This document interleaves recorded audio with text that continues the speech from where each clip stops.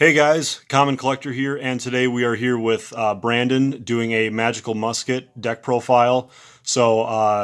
Brandon, do you want to just go over your deck and just sort of how Magical Muskets work? Well, Magical Muskets are a really fun deck. I liked playing them ever since they came out. They haven't really changed too much. The link really helps it. You don't have to have it. Your max you can have them is at 3. Either way, it's really flexible. You can modify it any way you want. This is my personal build, so you can choose whether to fix it any way that you want it to be. So for this is mostly my main build for Master Rule 5 when it comes out, so it can still play in this one. Even if the ban list hits, it won't really affect it too much because they're considered a little bit more rogue than meta, so that they can pull more wins against a meta deck if they don't know how they're played too well. Okay, sounds good. Well, let's just get on into the deck profile. Alright, so we run 3 Magical Musket Caspar. Caspar is really the heart and soul of the deck. He allows you to search out all your musket cards, no matter what, either way if they're a monster or spell. So he's just the best one to run at 3. You never want to go lower than that. He helps keep the deck consistent. And then on to the next one. We run 2 Starfire. A lot of people run her at 3, but I prefer 2. Her effect, whenever you activate under their columns, no matter what, every single musket, you can activate their effects. So her effect is, you may search out a Magical Musket monster card and special summon in defense position. So she's just really helpful to search out everything else that you need, especially what's coming up next. The next one is Magical Musket Kid Brave. So Kid Brave is a really good one also. He allows you, he's literally, you're just pitch 1, draw 2. So if you activate under his column, you can immediately draw 2 cards and then pitch 1 Magical Musket card from your hand. So you can also use him to link off. Then we start with 3 Magical Musket Doc. Same thing, if you activate under his column, you may search your graveyard and add 1 Magical Musket card from your hand with a different name that was activated under him. So he helps you grab all your key cards that you need from the grave. Then with the 1-ofs, 1 Calamity. She's your Monster Reborn of the deck. So if you activate under a column, you may search for 1 musket in your graveyard and special summon in defense position. So she helps recover everything, any musket that you need. And the next one, for the grind game, Magical Musket Wild. I run him because sometimes in the grind game, I need to get all my musket cards back. So he's literally just a recover card, so he's like Draco Phoenix. So you can shuffle about 3 muskets back into the deck and then draw 1. So he's great for recovery when you need to search out with Caspar or Starfire. On to the hand traps, we run 3 Ash Blossom. Ash Blossom's really good because she can stop search, she can stop special summoning, and she can stop stuff adding from the grave. The next hand trap, which is really good, 2 Ghost Ogre. Ghost Ogre is really helpful because she can destroy anything that activates an effect. And I think she's a really good one to run, especially in the budget builds, if you don't have Phantasme. The next one, 2 Droll and Lockbird. I like Droll and Lockbird because whenever they add something, you can just discard and they can no longer add anymore. So it's great to cut off Cyber Dragon. It's great to cut off pretty much any deck that searches out like Orcust or Lunalight. On to the spells. We have 3 Magical Musket Cross Domination. Cross Domination is literally just an overpowered effect veiler. So if they were to activate something, you can quick play in, since all your Magical Muskets have the effect that you can activate spells and traps from your hand. So this one, you can target 1 monster on the field, including also during damage calculation, and you can make it a 0/0 with its effects negated until the end of the turn. So it's really good if you need to beat out something that's really hard or stop an effect. The next one, which is a one of, Magical Musket Steady Hands. I like running it because it's an extra musket card, and also it doubles the attack and defense of one of your musket cards until the end of the turn. So it's really good to protect one of your muskets. And then 2, I'll explain in a little bit after. 2, Insta-Fusion. It's really good because it'll help you and it'll also stop a lot of things. The next card is 2, Mind Control. I like Mind Control because then you can take over one of their monsters, and also it helps to activate under one of your muskets. So it's a really good card to take, and you can also link off using it. Do you have a special story with those mind controls? Oh yeah, I took one of your cards. Yeah, what happened with these mind controls? Didn't you have an extra one at regionals? Yeah, I accidentally had an extra one. Yeah. So I lost. I got disqualified. DQ'd. Yep. Yeah. Gotta check that ban list. Oh yeah. 2, Pot of Desires. I've never really had any bad times with Pot of Desires. If you don't like Pot of Desires, you can try Pot of Extravagance. But I like running it because it's a good budget card, and you don't have to worry too much about it. So you just banish top 10 and draw 2. Activate under a musket, and you get effects off, which is really good. 1 Upstart Goblin, just for the draw, and for the musket search. So that's a really good one to run. The next cards that I like, 3, Super Poly. I've rarely had to use Super Poly, because most of the time you'll control the boards with the muskets.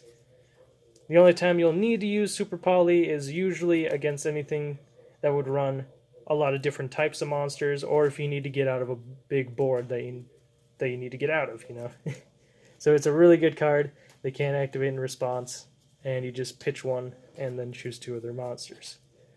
The next card, which is for the traps, 3, Desperado. Desperado is literally a really good card to run. Always run it at 3. I wouldn't go any farther down than that. So Desperado is, you can activate it from your hand as long as you control musket, and you can target 1 face-up card on the field and destroy it. You can only activate each of your muskets' abilities and their cards once per turn, but you can also activate them during your opponent's turn. So that's a really good one to destroy boards that you don't like. You can also do a really good play with this, which I'll explain in a little bit. And the next card is 2, Last Stand. You can run it at 2. I like to run it at 2. If you need to do 3, you can put it in your sideboard if you want. But it's a really good card because if they activate a spell or trap, you can counterplay in and stop it. Because it's spell speed 3. So it just negates the activation and destroys it. The next card is 1, Dancing Needle. Dancing Needle can also really hurt a lot of certain decks like Dinosaurs, Cyber Dragon, Lunalight. It can just flash in by just banishing 3 of their cards. So you just really just stop a lot of plays. You can also stop spirals if you activate this also. But you have to do it at good timing. The next and last card for the traps, 1, Fiendish Steel. I like Fiendish Steel at 1. It's perfect. It protects all your muskets from being destroyed by card effects. And if that card is destroyed, if Fiendish Steel is sent to the graveyard, or if it's in your possession is destroyed, you can search out from your deck or the graveyard and add 1 musket card to your hand. So that's the main deck. Now we'll go on to the extra deck. So the extra deck are some of your Super Poly targets. So it'd be 1, Starving Venom. Starving Venom's really good. He'll stop out a lot of plays. Most of the time you won't use his effect, only if you need to. So he's good at the 1 of. The next card is 2, Mud Dragon. So Mud Dragon's a really good card because you can activate in response to any monster effect that would target him as a quick effect, and they cannot target any of your cards with that same attribute. So he literally becomes an impenetrable force unless he gets beat over. So he's just really good to run. You have to do 2 monsters with the same attribute and different types. Always remember that as a Super Poly target. My next favorite one is my personal one. I haven't really seen a lot of people run it. Millennium Eyes for the Insta-Fusion target. So Millennium Eyes, he really is very helpful with the Insta-Fusion.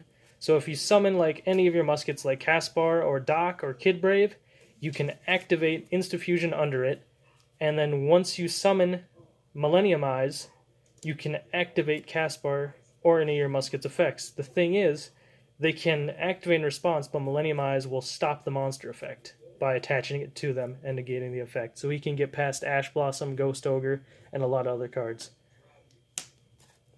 Next one for an Insta-Fusion target is Thousand Eyes.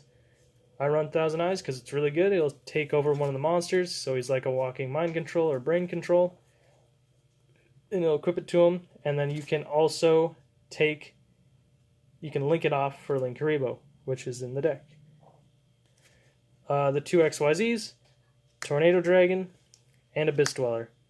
So I run Tornado Dragon in case I almost go against Dracos. Tornado Dragon can kind of stop them a little bit.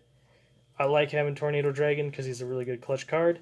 Abyss Dweller I like running against in case I'm going against Lunalights or Spirals or also Dinos because it'll stop any of their effects in the grave. So they're both really good XYZs to run. You can choose differently. It is all up to you. Now onto the links. One, Nightmare Unicorn. Nightmare Unicorn can be really helpful if you need to get out of certain plays.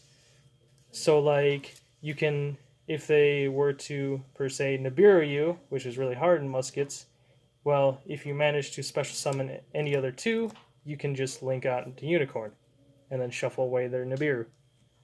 So it's really good. It's cost, pitch one, and shuffle in one of their cards back into the deck.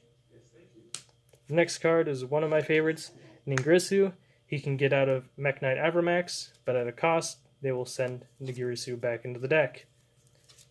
So that's one of his abilities. Just target, select the card, put it back into the deck, or put it to the grave, yep. And then you just get to have no Avramax on the field.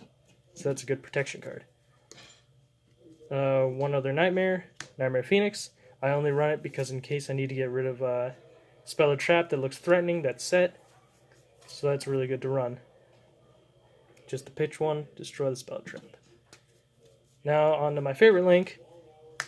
3, Caspar. You don't have to run him at 3. You can run him at 2, but he's your best card to search out, to add cards to special summon. So if they control more monsters, up to the number of monsters, you can add that many spells and traps with different names. If they control a heavy backboard, you get to special summon that many muskets with different names. And he also has the one effect where you can activate musket spells and traps from the hand, just like the others. So he's really good to run, and he helps you out of certain plays where you need more muskets or you need more musket spells and traps. And then on to the last link, Linkuriboh, which you can send off with Millennium Eyes and Thousand Eyes to get into. So it's just a really good play. You can absorb with Thousand Eyes and then tribute off and then go into Linkuriboh, or you can do the same thing with Millennium Eyes.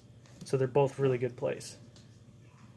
Finally, moving on to the side deck, 2 Nibirus, just to get rid of spam. You want to run the 1 token with it, the Primal Being token. It's really cheap. Just stop the board spam. The next card, 3 Lancia.